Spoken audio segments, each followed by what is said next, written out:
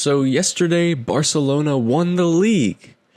It was slightly anticlimactic though, because they were away from home in their biggest rival's stadium, so they didn't do a trophy lift. Instead, they got kicked off the field by sprinklers. But yes, congratulations to Barcelona and Barcelona fans. I have to say, in my opinion, this year's Barcelona side is the best I've seen since Messi left. Now, you could argue Xavi's side from a couple years ago were a little bit better because of their perfect defense, but I think the sheer amount of goals that this team scores and the entertainment from the likes of Yamal and Raphinha makes them a better team overall. But aside from winning the league and the Copa del Rey and the Supercopa and the Champions... Oh, no. Sorry, I forgot that one. Went off script. What's been most impressive about this Barcelona team is that they've managed to beat Real Madrid 4 times in a row this season. And now that Real have a new manager in Xabi Alonso, that's been making me ask the question, can Xabi Alonso's Real Madrid figure out how to beat this Hansi Flick Barcelona side? Well, to begin answering that question, we first have to look at where Ancelotti's Real Madrid went wrong. Okay, so I said what Ancelotti did wrong. Maybe that was a little harsh on Don Carlo. It's more like what Flick and Barcelona do so well that makes them so hard to stop. Let me just take you through, a typical build-up pattern for Barcelona. Now, even though they play a 4-2-3-1 on paper, in possession, it often tends more to look like a 3-2-4-1, which is a pretty common pattern of build-up nowadays in the modern game. Pep Guardiola uses it. A lot of teams use it. And effectively, how it is formed is, you start with the 4-2-3-1, and basically it's all on the fullbacks. Koundé will tend to tuck in as more of an inverted fullback and kind of join up the build-up with the center backs. Obviously, this isn't always. Koundé does, sometimes get up and down in his own right. This is just kind of typical. Pedri and De Jong will recycle the ball most of the time with the center backs. They're the double pivot. And Raphinha will tuck inside, and Balde will overlap, creating that kind of deadly four. And this isn't always Dani Olmo, of course. Flick likes to rotate. Sometimes it's Fermin, sometimes it's Xavi. But they usually kind of occupy this same space. And really the key here, I'm going to focus on Raphinha and Balde, because Raphinha is kind of the main danger man for Barcelona. Obviously, they have so many danger men. But Raphinha is one of the guys where, okay, you really don't want him to get the ball. So what you kind of have to do is have Valverde marking him and, usually Lucas Vazquez, whoever's at right back. Sometimes I believe Valverde was at right back in the first El Clasico. Anyway, you've learned you kind of have to have 2 players marking Raphinha. And what this does is this gives Balde a license to roam, right? Rodrigo kind of has to track on Balde, which is not good. Rodrigo is not good at defending, so Barcelona can exploit this. Alternatively, if you don't want to leave Rodrigo to Balde, what you can do if you're Real Madrid is have Vazquez marking Balde, but that comes with the risk of giving Raphinha much more time and space on the ball, and that's how Barcelona get a lot of their goals, right? This kind of dilemma here. Very tricky to figure out. Something else I need to highlight here, which has been so tricky for Ancelotti to figure out, is how Barcelona will press Real Madrid when they're playing out from the back. They'll have Yamal and Raphinha push up against the 2 center backs. Lewandowski will drop deeper to cover this space, so Courtois,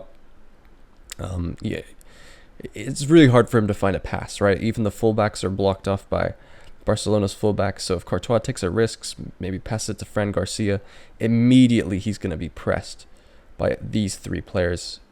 It's just really, really risky. And if you play out from the back, there's a good chance a turnover is going to happen. That has happened. That is how Barcelona have gotten at least a few of their goals. I believe I remember one instance in the last El Clasico where they were marking like this. Raphinha was sent through to score. But basically, what this is doing, right, is forcing Courtois to go long. Barcelona know that Vini, Mbappe, Rodrigo are not good in the air. So inevitably, Barcelona are going to win the possession back. And that's fine, Barcelona are a team that's going to dominate possession, but their press is just suffocating, and that's another thing that makes them really, really hard to play against, and something that Ancelotti hasn't fully figured out. However, Ancelotti's Real Madrid have managed to score a lot of goals against Barcelona, particularly in the last couple matches, and almost all of these goals come through transition. So Barcelona, with their high press, sacrifice the risk of being caught on the break if one of their players messes up in possession, or Real Madrid make a good tackle. Then this high line that Barcelona try to hold, that they often do hold, to be fair to them, they caught Mbappe offside many times. But when they don't hold, when they don't get caught offside, that's why Mbappe scores a hat-trick like what happened last time out. And to Ancelotti's credit, that is something he's figured out how to expose. Mbappe, Vini, and Rodrigo, Bellingham, they have done a good job at exposing Barcelona's high line. But for Flick, it doesn't really matter. It works out because Barcelona's high press just works so well, and they just simply outscore them. So what can Xabi Alonso do to figure this whole thing out?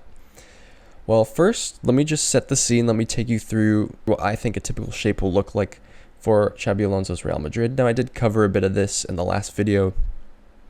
I talked about how the 3 new signings for Real Madrid, Trent Alexander-Arnold, Dean Huijsen, and Alvaro Carreras, I don't think these 2 are 100% confirmed yet, but they're pretty much confirmed how they're going to fit in. But now we're looking at it in the context of against Barcelona, so it's a little different. Effectively, this is how they're going to look in build-up, and already we can point out a couple ways where we can tell that they're going to be a bit more effective than Ancelotti's Real Madrid, and a little trickier for Barcelona to deal with.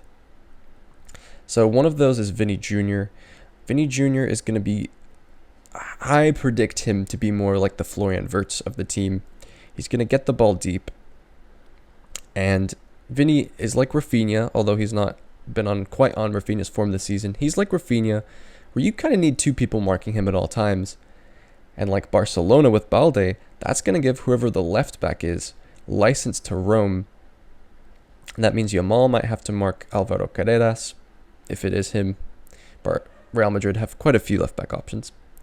So that'll mean Yamal has to chase Carreras, which will give Dean Huijsen a license to come forward, because Ancelotti does love to use overlapping center backs. It's usually Hincapié. I think Huijsen will take up that role.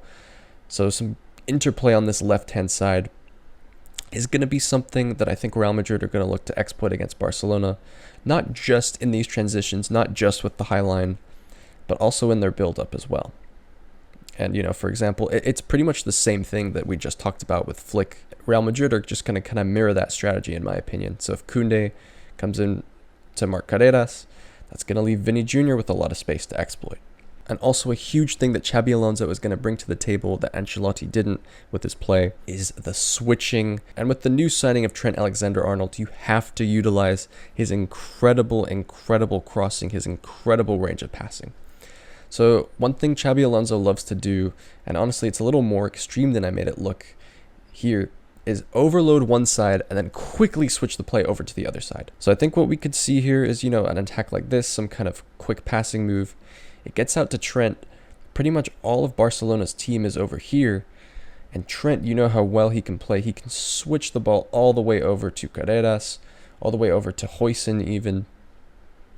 And then you can see how these guys could exploit the space here. If Koundé comes over to Carreras, like we talked about before, he can play it inside to Vini. Or, Mbappe can make a run inside the box. Carreras can cross it in. That's something unique that Xabi Alonso could bring to the table. I think could hurt Barcelona. Now, defensively, it's still going to be really tough. This is kind of how I see the default defensive shape looking for Real Madrid against Barcelona. It's still going to be tough, but I think you can see it looks a bit stronger. I don't think Vini and Mbappe are going to do much defensive work, but unlike with the 4-2-3-1 that Real Madrid do, instead of Rodrigo, you have Trent over here with Balde, and although people like to meme about Trent's defending, that is a lot better than having Rodrigo on Balde, so I think that'll be very good for them. And then with the 3 center backs instead of the 2, it's just going to be a lot better marking for Real Madrid here. And then you'll have Tchouaméni as this pivot kind of screening out this space. So Raphinha, you can really have 2 players on him at all times and it not be that bad. So Valverde and Militao here could be on Raphinha, while Trent could be marking Balde. And that is way better than the current shape we've got. The tricky part obviously will be Pedri and De Jong, they're still going to have their license to play. There's kind of no way to mitigate that. Barcelona are still going to dominate possession against Xabi Alonso's Real Madrid. There's really no two ways about it. But I think this defensive structure will give them a better chance at not conceding 4 goals every single time to Barcelona. And the last thing I need to talk about with Xabi Alonso's Real Madrid against Barcelona is this kind of pressing structure, and also Jude Bellingham, who I haven't really talked about yet in this video, but I think he's going to be a huge key in Xabi Alonso's side, especially against Barcelona, to kind of unlocking them. Let me explain. So we saw previously this kind of pressing shape, right, where Yamal and Raphinha push up against the 2 center backs, Lewandowski and Olmo cut off the defensive midfielders, the fullbacks push up against their fullbacks. Really effective press structure. But with Xabi Alonso, he's going to be playing 3 center backs, as he has confirmed. So Yamal and Raphinha can't mark all 3 center backs, or if they can, that kind of gives Rudiger the license to play, and Real Madrid can actually more effectively play out from the back. So I think what they'll do is they'll have Lewandowski press up against Rudiger, and look to do what they've done before, forcing Courtois to play a long ball. And this is where I think Bellingham will come in. To Ancelotti's credit, they have thought about this, right? Bellingham is much better in the air than someone like Vini or Mbappe. So what you can do is play the ball to Bellingham, hope he'll knock it down. Mbappe and Vini Jr. can exploit the high line, can go on and score. That's something that they have tried, and I think Xabi Alonso will definitely utilize Bellingham in this way. But I think another thing that they can do is drop Bellingham a bit deeper in the build-up, right? So if we kind of just push everyone a little bit further back, Bellingham comes in here, that just leaves so much space, right? Because De Jong has to track Bellingham. And this is going to leave a lot of space in behind for Vini Jr. So, Courtois can look to play a ball in right here. With this kind of one-on-one marking, Kubarsi and Inigo man marking Mbappe and Vini Jr., this is just a little bit risky. Courtois can look to play long balls in behind right here, exploit all this space. It's just going to leave a lot more space, I think, for Real Madrid to do well on these kind of goal kicks. I think it's still going to be virtually impossible for them to play out from the back effectively against Barcelona, just because of the way that they press so well. I mean, they could, we see it from Xabi Alonso's Leverkusen. They could play some one-touch passes here and there, but it's just really risky. To sum up, I think Bellingham, with his aerial ability, needs to be the key in this kind of situation. So I know that was a lot to go through and I was a little rambly, but let me just summarize real quick. So basically, what I see as the key to Xabi Alonso finally being able to beat Barcelona is Vini dropping deeper, acting as that Florian Wirtz role, and then Carreras, or whoever the left back is, exploiting all that space on the left-hand side, Huijsen overlapping as well. Also, I see Trent Alexander-Arnold's incredible long ball ability, and this kind of switching, the ability to kind of switch the play from one side to the other being huge for Real Madrid as well. I think defensively, Xabi Alonso's 3 at the back that, molds into a 5 at the back, kind of a 5-3-2 with these 3 midfielders, then the wing backs, and then, Mbappe and Vini not doing too much. I think this is a much better defensive structure against Barcelona than the 4-2-3-1 that Carlo Ancelotti currently employs. I think in terms of the pressing, the 3 at the back makes Barcelona's press a little less effective, and I think that they will be able to use Jude Bellingham's height and aerial ability to kind of exploit this occasionally, have him win a header, give that flick on, and just, an extra threat from Real Madrid's build-up perspective. And then, of course, like Ancelotti has done, Real Madrid will still be able to exploit Barcelona's high line and, get some quick goals on transition. It's still going to be very tough, but in summation, that's why I think that Xabi Alonso will be much more effective than Carlo Ancelotti at dealing with Hansi Flick's FC Barcelona. But let me know what you think about all this in the comments below. Do you think Flick's Barca are pretty much just unbeatable for Real Madrid? How do you think those clashes are going to go next season? Let me know of all that in the comments, and subscribe to Footballers for more videos like this one.